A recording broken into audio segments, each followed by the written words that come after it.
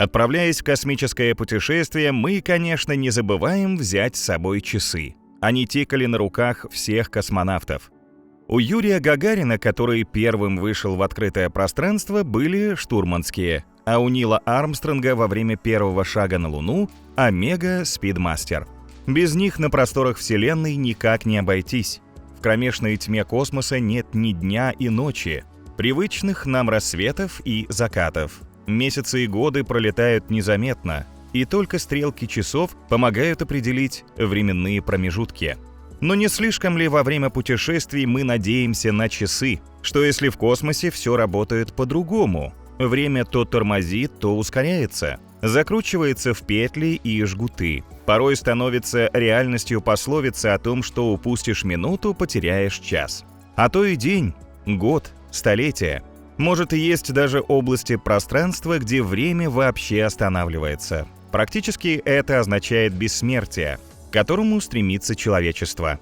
Хотя, так ли хорошо жить вечно – большой вопрос. Как во всем лучше разобраться и почувствовать внеземной ход времени? Конечно, во время путешествия по Вселенной. Сверяем часы и даем команду на старт. Как только мы начнем движение, то еще на Земле течение времени для нас изменится. Причем, чем с большей скоростью стартуем, тем сильнее. Только мы этого не заметим и не почувствуем. Однако ученые подтвердили все экспериментом на микроскопическом уровне. Из космического пространства в атмосферу Земли проникают очень быстрые атомные ядра, главным образом водорода и гелия. Энергия их чрезвычайно велика. При столкновении таких ядер с атомами газов атмосферы на Землю выпадают целые ливни новых частиц. Среди них находятся так называемые тяжелые элементы или мюоны. Мы разберемся в том, как для них течет время. Эти частицы нестабильны. Вскоре после образования каждый мюон распадается на электрон или его антипод позитрон и нейтрино. Среднее время жизни покоящегося мюона чуть превышает 2 миллионных секунды. А вот для движущегося с огромной скоростью показатель будет намного большим. В принципе, подобные измерения физики считают достаточно простыми. В настоящее время имеются различные установки, позволяющие считать отдельные элементарные частицы. Например, здесь очень эффективно работает Большой адронный коллайдер, ускоритель заряженных частиц в Швейцарии. Существует и другой способ измерения жизни мюонов, который заключается в выявлении их следов от образования до распада. Не будем детально разбираться в методике опытов, позволяющих определить время жизни мюонов. Для этого нужны специальные знания и сложные расчеты. Рассмотрим самые существенные результаты, полученные по завершению эксперимента. Оказалось, что мюон, движущийся со скоростью 300 км в секунду, до распада живет 2 миллионных секунды. Если же частица разгонится до 290 тысяч км в секунду, то протянет 8 миллионных секунды. Согласитесь, чрезвычайно высокий результат. Кто из нас не мечтал бы прожить 4 жизни вместо одной, как эта быстрая частица? Но почему при движении с большой скоростью мюон живет в 4 раза дольше? После проведения экспериментов причина этого ученым стала ясна. Время жизни движущегося мюона измеряли с помощью часов, находящихся на земной поверхности. Если же взять воображаемые часы, которые передвигаются вместе с частицей, то все выглядит по-другому. В данном случае станет ясно, что продолжительность жизни мюона при увеличении скорости его движения растет не за счет возможностей самой частицы. Эффект связан с физическими свойствами времени, и это согласуется с общей теорией относительности Эйнштейна. Следовательно, такое же явление должно иметь место не только для элементарных частиц, но и для любых приборов, живых существ, небесных тел. Для нас, космических путешественников, это особенно важно. Продолжительность жизни человека, к сожалению, невелика. Казалось бы, нам не стоит мечтать о полетах вглубь Вселенной.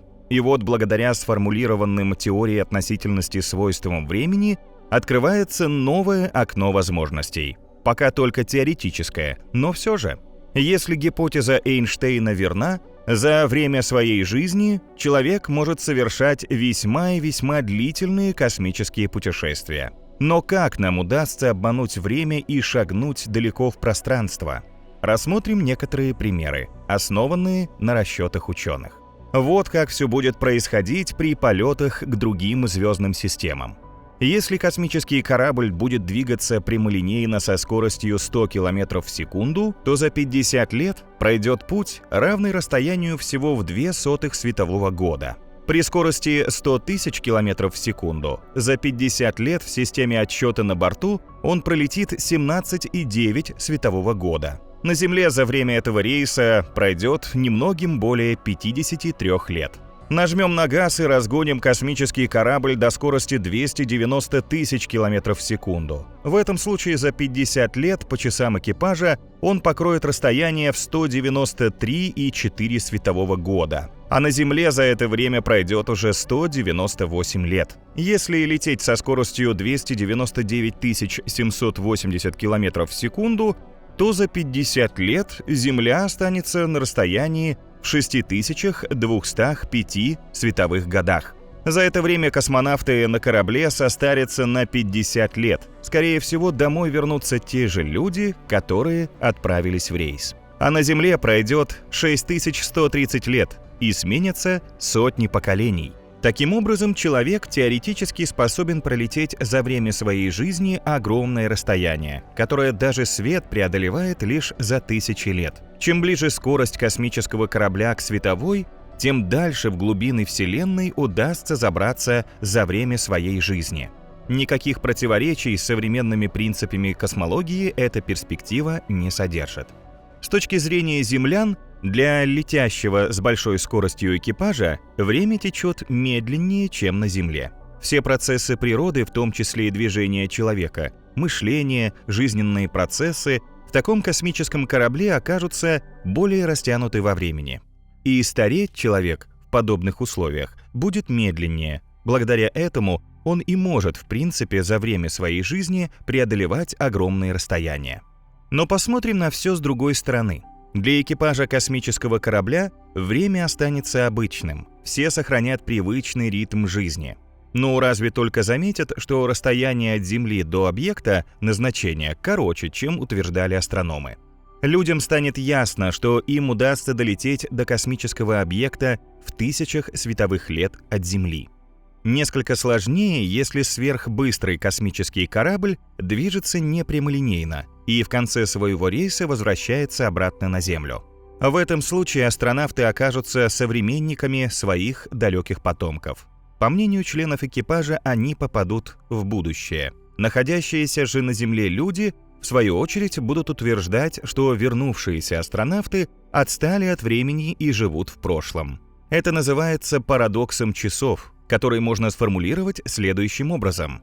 Если двое синхронизированных часов покидают одну и ту же точку пространства и движутся с отличающимися друг от друга скоростями, то показывают при встрече различное время. Впрочем, последние исследования привели ученых к мнению, что здесь нет никакого парадокса. По существу, разница в показаниях часов вполне естественно вытекает из теории относительности.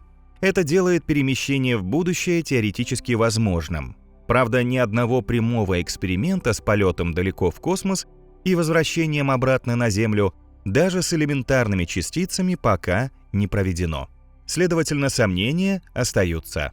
Скептики рассуждают так. Допустим, что корабль сделал в мировом пространстве круг и вернулся на Землю.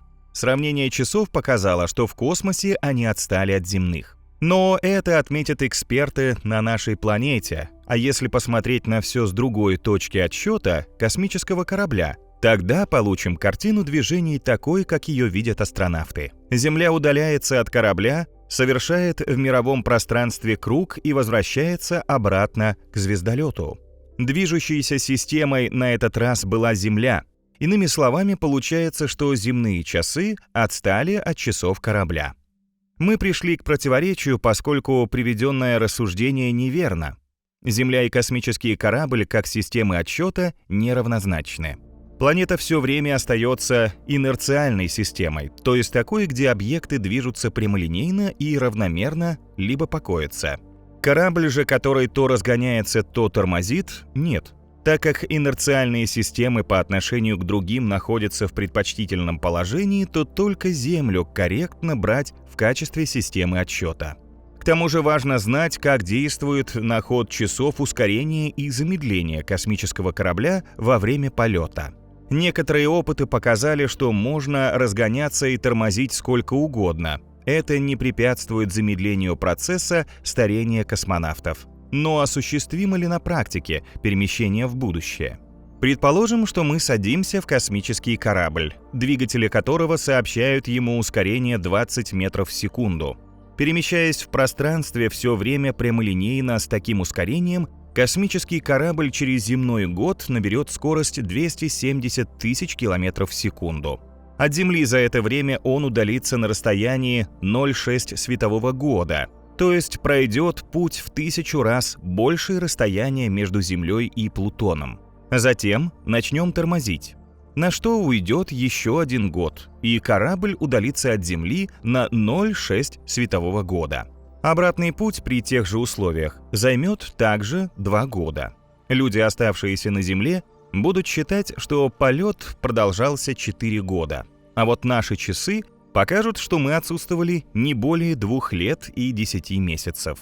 Таким образом, нам удастся как бы замедлить свою жизнь на год и 2 месяца. Правда, реальный полет, который необходимо предпринять даже для такого небольшого сдвига, сейчас находится вне наших возможностей. Возьмем хотя бы один аспект. Количество горючего, которое потребуется израсходовать за эти 4 года, фантастически велико. В противном случае или меньшая скорость, или продолжительность полета не позволит заметно передвинуть время жизни. Простой расчет показывает, что кинетическая энергия движения 5-тонного космического корабля, который летит со скоростью 250 тысяч километров в секунду, составляет примерно 100 триллионов киловатт в час. Это сравнимо с теперешним мировым производством энергии за год. Также придется взять с собой в полет гигантский запас горючего, что потребует дополнительного расхода энергии. Далее энергия необходима, чтобы затормозить космический корабль по прибытии на намеченное место. Да, такие полеты нам пока не потянуть. Однако в принципе перед нами открывается потрясающая возможность путешествий в далекое будущее, к своим потомкам. Остается только воплотить ее в жизнь. А что с обратным направлением временной шкалы? Нам, конечно, хочется побывать не только в будущем, но и в прошлом. Однако все говорит о том, что путешествие в прошлое даже теоретически невозможно. Почему же? Причина здесь простая. Часы путешественника всегда идут медленнее, чем неподвижные. Они никогда не идут быстрее. Еще путь вспять времени преграждает причинно-следственная связь. Если мы перенесемся в будущее, то тем самым наверняка обречем себя на активное участие в каких-то грядущих событиях. И в большей или меньшей мере будем воздействовать на действительность. В этом нет ничего странного или противоречащего причинности. Иная ситуация с путешествиями в прошлое. Там нам тоже пришлось бы волей-неволей вмешиваться в события, которые уже произошли. Наше участие с большой долей вероятности изменило бы результаты данных событий. Однако это абсурдно.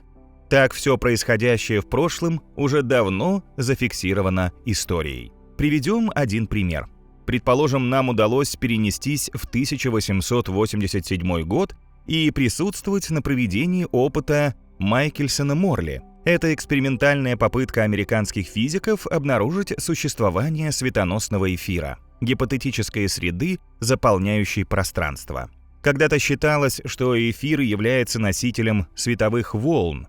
Результат опыта оказался отрицательным, что считается первым доказательством против преобладавшей в то время теории эфира. После этого начались исследования, которые в конечном итоге привели к созданию специальной теории относительности, исключающей стационарный эфир. Альберт Эйнштейн сформулировал специальную теорию относительности лишь к 1905 году, а мы, пришельцы из будущего, могли бы уже тогда объяснить результаты этого опыта с позиции теории относительности. Таким образом, изменился бы весь последующий ход развития физики. Но это невозможно, так как совершившееся уже никак подкорректировать нельзя. И вот еще одна иллюстрация парадокса. Представьте, что вы входите в машину времени, чтобы вернуться на 5 минут назад в прошлое. А по прибытии уничтожаете свое средство передвижения. Если же вы сломаете машину времени, значит, не сможете ею воспользоваться через 5 минут для путешествия в прошлое. Получается тоже абсурдный результат. И все же ученые продолжают поиск вариантов, в которых путешествия в прошлое становятся возможными.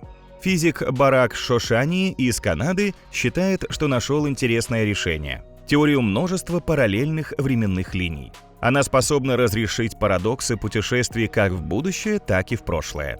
По словам ученого, его идея очень проста. Время разделяется на несколько параллельных историй. Они происходят одновременно, но с разными результатами окончания событий. Причем существуют уравнения, описывающие такие путешествия во времени, и они полностью согласуются с теорией относительности.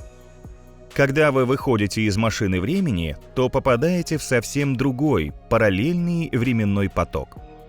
В нем можно делать все, что угодно, в том числе уничтожить машину времени. Подобное действие ничего не поменяет во временном потоке, из которого прибыл путешественник.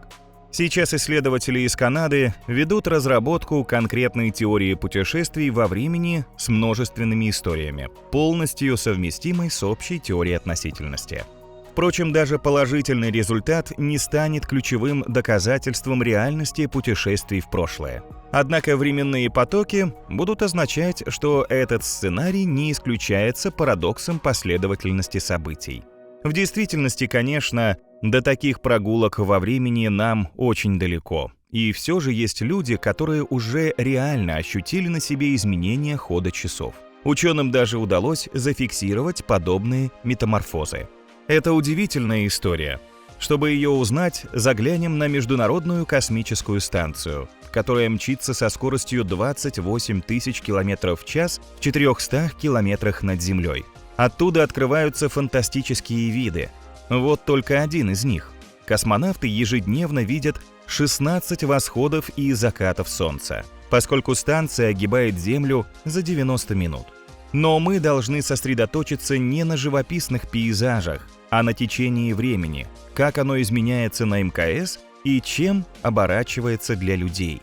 Тут мы непосредственно переходим к нашей истории, которая связана с американскими братьями-близнецами. Один из них, космонавт Скотт Келли, почти 12 месяцев провел на Международной космической станции в 2015-16 годах.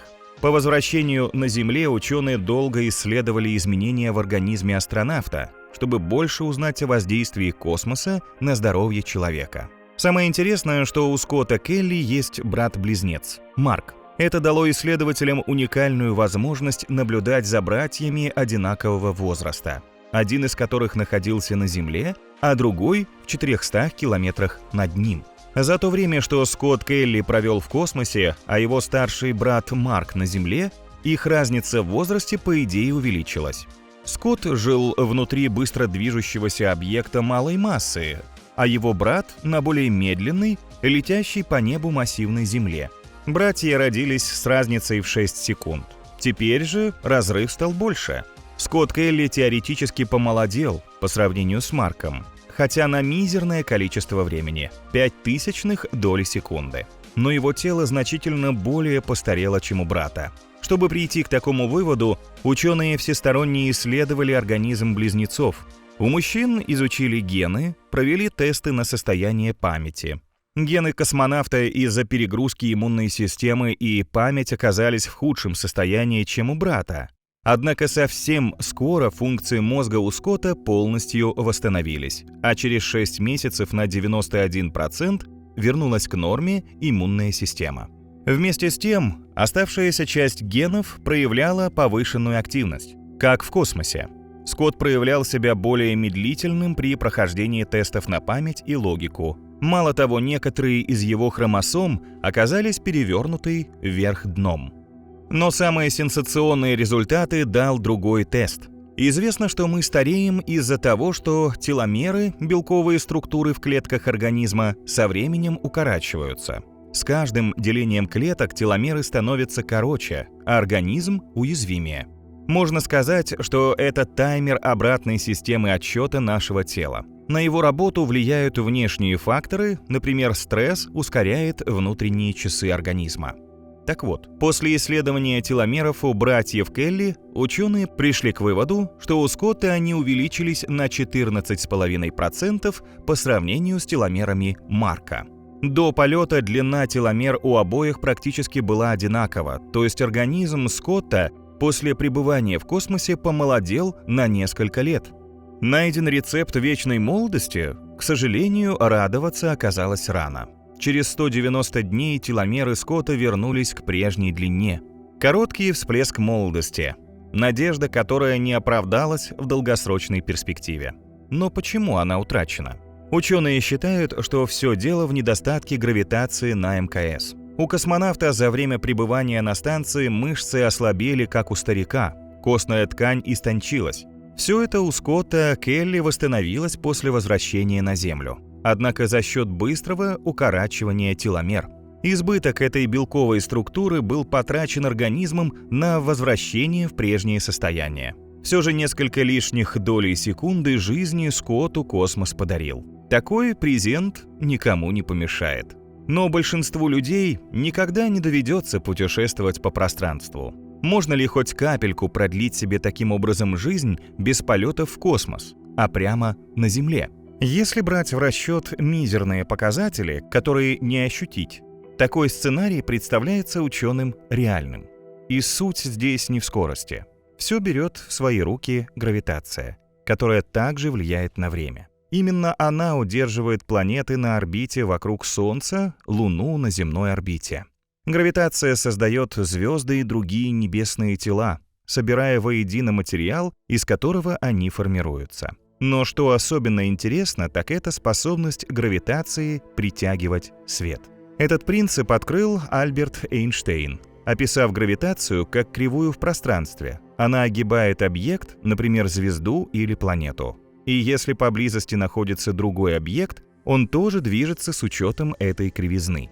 Таким образом, согласно общей теории относительности, время течет медленнее вблизи массивных объектов. Их гравитационная сила изгибает два измерения, которые физика описывает одним словом – пространство-время, поскольку они неразрывно связаны. Это означает, что большие массы деформируют ткань пространства-времени своим огромным гравитационным влиянием. Тогда возникает вопрос, откуда у материи, даже собранный в единый гигантский массив, берется такая мощь? Начнем с того, что в основе современной физики лежат 4 фундаментальных силы природы. Первым можно назвать электромагнетизм, физическое взаимодействие, происходящее между электрически заряженными частицами. Затем идет сильное ядерное взаимодействие. Оно удерживает вместе кварки, составляющие протоны и нейтроны, а также сами протоны и нейтроны в атомных ядрах.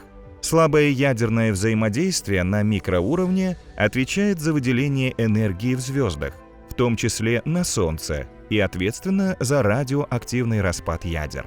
Гравитация же, четвертая сила, работает по-крупному. Так называется универсальное фундаментальное взаимодействие между материальными телами, обладающими массой. В то же время именно гравитация считается самой слабой из всех существующих сил. Несмотря на это, гравитация определяет, как устроена Вселенная в широком масштабе, на уровне планет и галактик.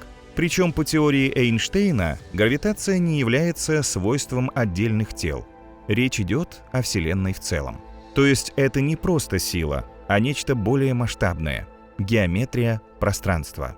Эйнштейн также предполагал существование гравитационных волн, ведь массивные объекты не только искажают пространство-время, они создают в нем рябь. Пространство начинает штормить, когда два массивных объекта, например, черные дыры, сталкиваются друг с другом. Сила гравитации обращается со временем как с ириской. Чем массивнее объект, тем больше его гравитация может растянуть время, заставляя его течь медленнее. Это физическое явление отражается в изменении темпа хода атомных часов, наиболее точного прибора для измерений на данный момент. Подобные часы способны определить замедление времени вблизи массивных тел. Приборы фиксируют такие изменения даже на нашей планете. Гравитация увеличивается с приближением к центру Земли. Относительно возраста нашей планеты в 4,54 миллиарда лет ее ядро фактически на 2,5 года моложе поверхности, и эксперименты это подтвердили. А что происходит в более маленьких масштабах? Исследователи измерили замедление времени с помощью 2 атомных часов, расположенных всего в 33 сантиметрах друг над другом. И даже на столь мизерном расстоянии часы показали заметные изменения гравитации. Эффекты, обнаруженные в таких наземных экспериментах, чрезвычайно малы и измеряются в долях миллисекунды. Однако было наглядно продемонстрировано, что атомные часы на разных высотах и, следовательно, в точках с различным гравитационным потенциалом чуть-чуть расходятся в измерении времени. Другими словами, кто-то на поверхности Земли будет наблюдать, как его часы идут нормально, в то время как часы человека, находящегося выше, где гравитация слабее, тикают быстрее. Человек на высоте, в свою очередь, станет наблюдать обратную картину. Его часы идут нормально, а человека на Земле отстают. Отражается ли это на нашей обычной жизни? Что произойдет, если, скажем, вы поедете на отдых в Египет и станете осматривать пирамиду весом около 20 миллионов тонн? Ученые утверждают, что тем самым вы действительно замедлите для себя течение времени. Правда, лишь на триллионную долю секунды. Можно ли увеличить эту цифру? Не очень. Например, по сравнению с 30 годами, проведенными на уровне моря, 30 лет на Эвересте добавит 0,91 миллисекунду к вашему возрасту. Проживете те же десятилетия на низком Мертвом море, и вы будете на 44 миллионных секунды моложе, чем на уровне моря. Опять же, результат настолько незаметен, что не стоит и стараться. Впрочем, биологические процессы, а следовательно организм человека, в целом все равно подвержен подобным изменениям. Да, ваша голова немного старше ваших ног, поскольку дальше от массивной Земли.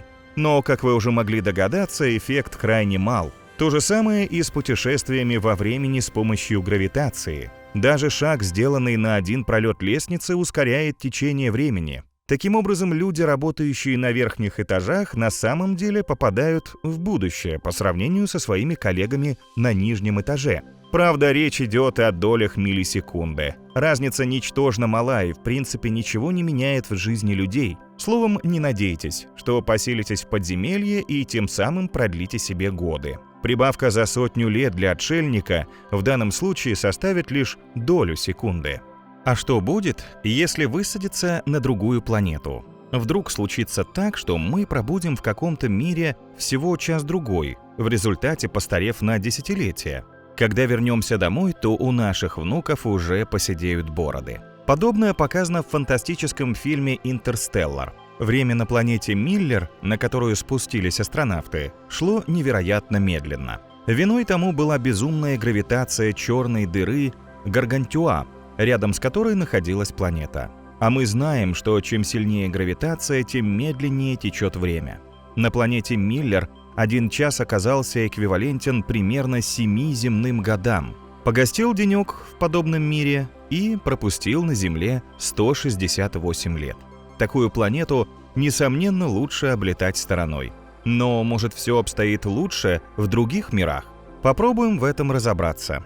Давайте представим, что вы согласились принять участие в необычной экстремальной программе. Вас и ваших коллег надолго отправляют на разные планеты Солнечной системы, чтобы проверить течение времени на массивных объектах. Вам 25 лет. Ваш пункт назначения – Меркурий. А вашему коллеге Александру 45. Он будет жить на Плутоне. Вере всего 18 лет, она полетит на Юпитер. Лев, самый старший в команде, ему 65 лет, и он полетит на Марс. А Надежда, которой, как и вам, исполнилось 25, отправится на Нептун. Чтобы эксперимент удался, вам нужно прожить очень долго, далеко за границами возможного. Провести эксперимент вам поможет уникальный эликсир для увеличения продолжительности жизни. И вот вся команда на стартовой площадке, готова к взлету. каждый садится в кабину своего корабля и покидает Землю. Понятие времени всех членов команды существенно изменится. Мы знаем, что в период перелета все в основном зависит от ускорения, а оно нестабильно. Для объектов, находящихся в движении, время мчится быстрее, чем для неподвижного наблюдателя. На это также влияет гравитация. Чем бы ближе к большой массе с сильной гравитацией, тем медленнее будет идти время. Люди не замечают этого феномена. Зато на планетах с отличной друг от друга гравитационной массой разница окажется вполне ощутима, но за длительное время. Пока же представим, что ждет вас по прибытию. Несмотря на то, что Меркурий ближе всего к Солнцу, это не самая жаркая планета. Звание чемпиона здесь удостоилась Венера. Впрочем, Меркурий поставил другой рекорд. Планета быстрее всех вращается вокруг Солнца. Новый год в том мире вам придется ждать всего около 3 месяцев. Вы приезжаете на базу и распаковываете багаж. За окном виднеется пустошь. Не очень-то привлекательный пейзаж. Да и температура воздуха не вдохновляет на прогулки.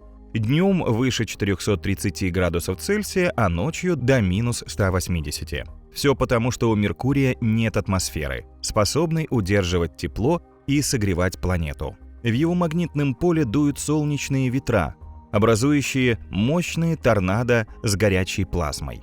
И это еще не главные сюрпризы вашего нового дома. Стоило вам обустроиться, как все вокруг затряслось, и некоторые вещи упали на пол. На Меркурии есть активные тектонические плиты, которые являются причиной землетрясений. К этому придется привыкнуть. И вы можете созвониться с остальными коллегами по видеосвязи, чтобы обменяться опытом. Первым к общему сеансу присоединился Александр на Плутоне, который находится в нескольких миллиардах километров от вас. Плутон считается карликовой планетой и одним из самых холодных мест Солнечной системы. Температура достигает минус 240 градусов, так что Александр не выходит наружу из своего специально обустроенного под жесткие условия планеты жилища. Он берет веб-камеру и показывает вам и остальным вид из окна. Вы видите живописные горы высотой выше 3000 метров, покрытые ярким метановым льдом. Плутону понадобится 248 лет, чтобы совершить полный оборот вокруг Солнца. Выходит, Александру придется ждать Новый год дольше всех. На Земле никто столько не проживет. Но благодаря чудесному эликсиру в нашем эксперименте это возможно. И еще из-за низкой гравитации время на Плутоне будет лететь быстрее, чем на Земле. Когда Александр закончил экскурсию, самая юная ученица эксперимента, Вера, показала, как она обустроилась на Юпитере. Газовый гигант такой огромный, что выглядит по сравнению с Землей как баскетбольный мяч с виноградинкой. В него поместилось бы более 1300 земель. Несмотря на размеры, Юпитер делает полный оборот вокруг своей оси всего за 10 часов. Значит, день там значительно короче, чем на Земле. Вера демонстрирует свое жилище, специальный комплекс, который свободно плавает в газовой атмосфере Юпитера. Ее кокон выдерживает мощные ветра со скоростью более 540 км в час. Люди, отвечающие за проведение эксперимента, были достаточно умны, чтобы не располагать комплекс у большого красного пятна. В этой области вот уже более 300 лет бушует ураганный шторм, по размеру в 2 раза больше Земли. Юпитеру потребуется около 12 земных лет, чтобы сделать полный оборот вокруг Солнца. Это означает, что Вере придется ждать 24 земных года до своего 20-летия. Да еще и гравитация Юпитера намного сильнее земной, потому время там замедляется. После этого Лев, самый старший участник, решил устроить экскурсию по своей базе на Марсе. У Льва жилище представляет собой классический бункер. Из него открывается вид на Олимп, самую высокую гору Солнечной системы, которая примерно в 3 раза выше Эвереста. Она кажется красноватой, поскольку Марс богат железом. Именно из-за этого его называют Красной планетой. Марсу требуется 687 дней, чтобы облететь Солнце, что чуть меньше 2 земных лет. Кроме того, сила гравитации на Красной планете почти в 3 раза слабее, чем на Земле. Надежда присоединилась к звонку позже и готова показать свою базу на Нептуне. Девушка живет у холмов и горных склонов, так что самые сильные в Солнечной системе ветры на Нептуне для нее не проблема. У ледяной планеты есть каменное ядро, как у Земли, и атмосфера, непригодная для жизни. Словом, не очень гостеприимный мир. Но из космоса он невероятно красив. Нептун синего цвета из-за того, что метан в водородно-гелиевой атмосфере абсорбирует красный свет.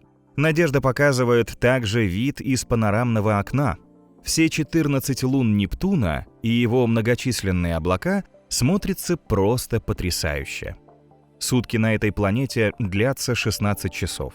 Девушке придется ждать 164 земных года, пока Нептун обогнет Солнце. Это намного больше продолжительности жизни любого человека. Выдержит только гигантская черепаха. Тут жительнице Нептуна пригодится волшебный эликсир, который продлевает возраст. К тому же гравитация планеты сильнее земной, что замедлит время. 1000 лет спустя вы уже забыли, как выглядит Земля. Не помните, каково чувствовать атмосферу или ветер, освежающий кожу. Но вам удалось сделать жилище уютным благодаря множеству растений и клонированным земным животным в биокамерах. Сейчас вы совершенно не думаете о миссии. И тут приходит уведомление о видеозвонке. Пора проинформировать друг друга о ходе работы. Вы подключаетесь и ждете остальных. Один за другим участники эксперимента выходят на связь. Благодаря эликсиру продления жизни ваши тела не подверглись сильным изменениям. Вы не стареете так быстро, как на Земле, но все же это происходит, причем у всех по-разному. Александру было 45 лет во время отлета с Земли. Он стал старше всего на 4 года, так как за 1000 лет Плутон совершил лишь 4 оборота вокруг Солнца. Вере было 18. Когда она отправилась на Юпитер, это уже не та веселая девчонка, как 1000 лет назад. Планете требуется 12 лет, чтобы сделать круг вокруг Солнца. А это значит, что технически на Юпитере Вере 30 лет. Сильная гравитация газового гиганта замедлила время. Так что Вера ощущает себя моложе, чем положено.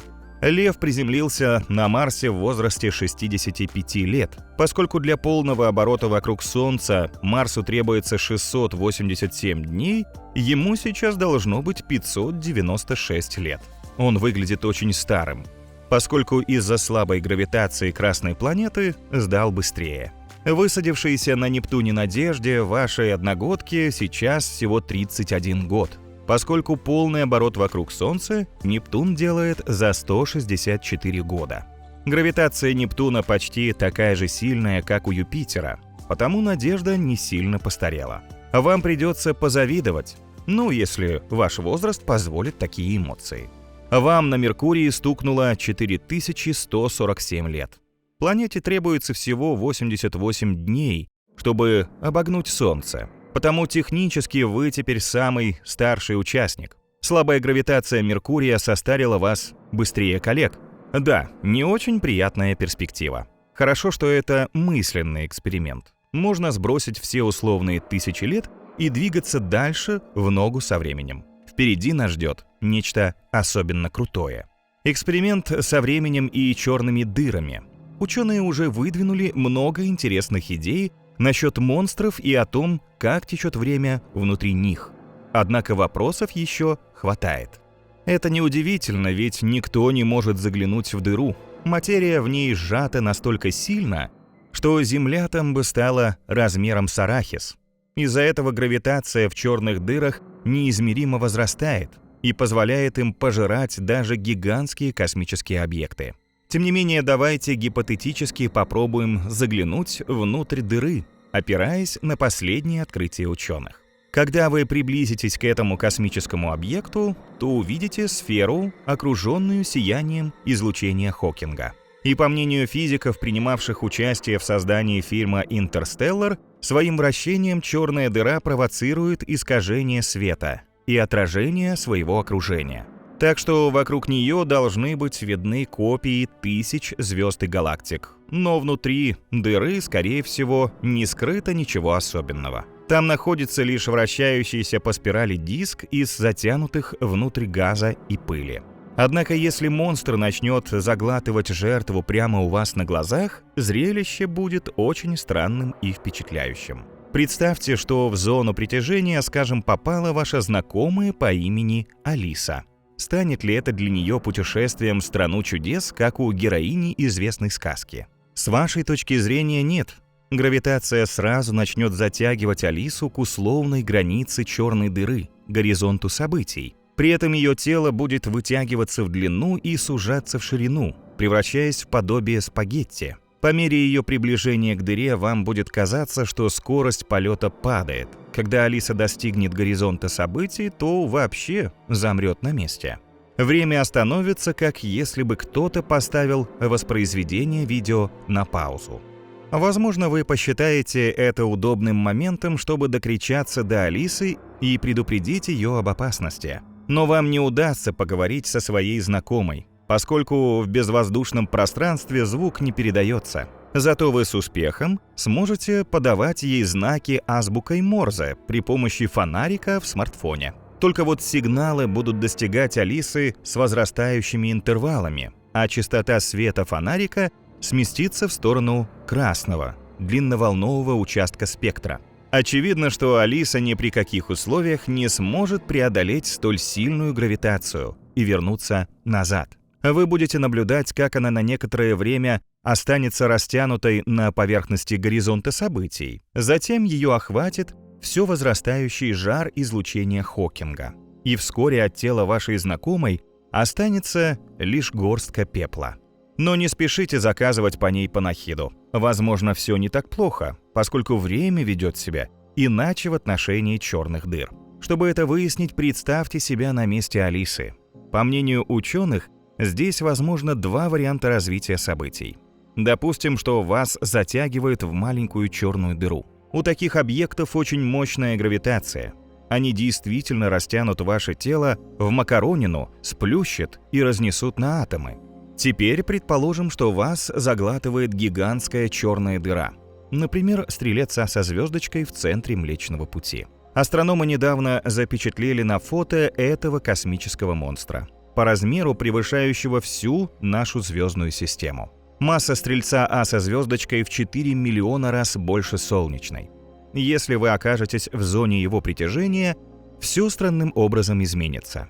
Вы будете лететь прямиком в одну из самых зловещих точек Вселенной, и при этом ничего не испытывать. Легко пройдете сквозь горизонт событий, не почувствовав жара излучения Хокинга, а затем начнете падать в открывшуюся перед вами черную бездну. При этом ваш организм не будет ощущать ни малейшей тряски или растяжения пространства. Вас даже не обеспокоит замедление времени, которое происходит в черных дырах. Все потому, что вы будете находиться в свободном падении, и в таком состоянии не почувствуете собственного веса. Тем временем Алиса увидит, как вас поджарило в области горизонта событий и даже сумеет собрать ваш пепел. То есть вы одновременно будете находиться снаружи черной дыры в виде горстки пепла, а внутри нее живым и невредимым. Вот какие фокусы могут творить со временем черные дыры, благодаря своей безумной гравитации. Буквально скручивать веревку, тормозить его и разгонять вновь. Чтобы не нарушить законы физики в такой ситуации, вам нужно быть сразу в двух местах, но при этом лишь в одном экземпляре. Правда, по общим принципам квантовой механики информацию нельзя клонировать. В вашем случае никакого парадокса не возникнет, поскольку никто не узнает о клонировании. Алиса будет наблюдать за одним вашим экспериментом, а вы за другим. Вы никогда больше не встретитесь и не сумеете сравнить наблюдения.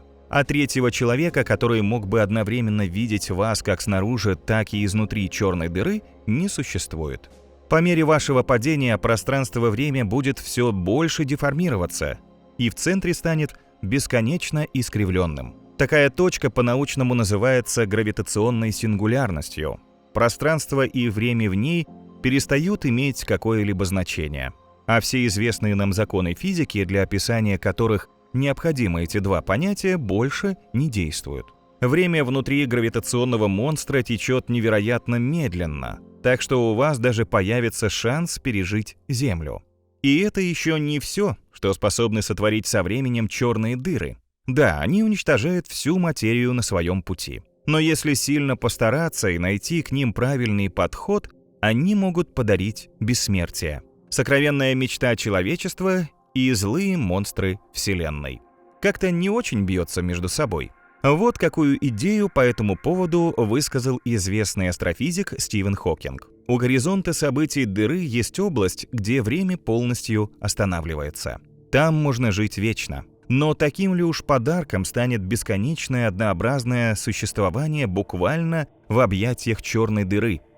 Это уже другая тема. И вообще на сегодняшний день невероятное предположение Стивена Хокинга ничем не подкреплено. Пока ясно одно – время в космосе течет по-разному и зачастую иначе, чем на Земле. Что ж, потеря контакта с привычными временными рамками, конечно, очень пугает. Однако это добавляет нашим космическим путешествиям потрясающие эмоции. Открывает удивительные возможности перенестись с потоком времени вперед в будущее, а может и назад в прошлое. Ученые предполагают, что временные коллизии могут даже открыть путь в 4-е, 5-е и более высокие измерения. Конечно, когда для этого придет время. Сверим часы. Отсчет уже пошел.